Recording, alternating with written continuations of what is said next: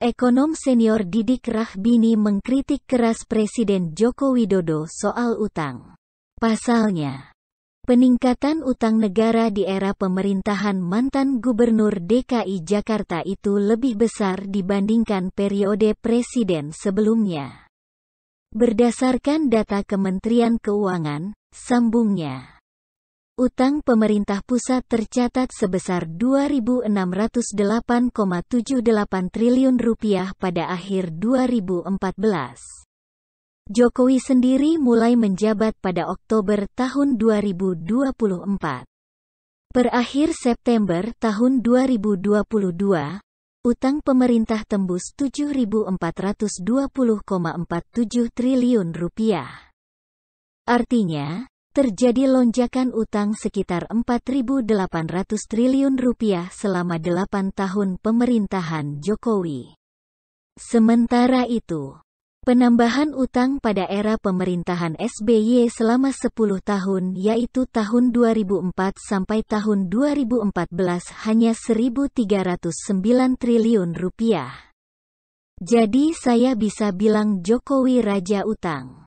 Naiknya tinggi sekali.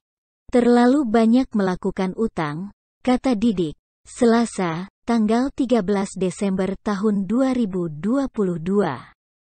Ia menyebutkan kenaikan utang Indonesia bahkan lebih tinggi dibandingkan Korea Selatan, Jepang, dan Singapura. Hal ini lantaran bunga utang pemerintah yang juga lebih tinggi dibandingkan negara tersebut. Di Jepang misalnya, bunganya itu hanya 0,02%. Di kita 6-7%. Artinya kalau kita punya utang Rp7.000 triliun dengan bunga 7%, itu kan bisa Rp400 triliun bayarnya tiap tahun. Sedangkan kalau bunganya sekecil Jepang dengan nilai yang sama cuma Rp14 triliun bunga per tahun, jelasnya. Karenanya, meski total utang di negara tersebut 5 kali lebih tinggi, namun kenaikan per tahunnya tak setinggi Indonesia.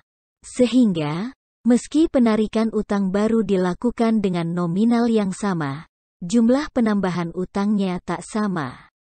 Selain itu, Didik melihat kenaikan utang ini juga lantaran anggaran belanja pemerintah tidak fokus pada sektor prioritas.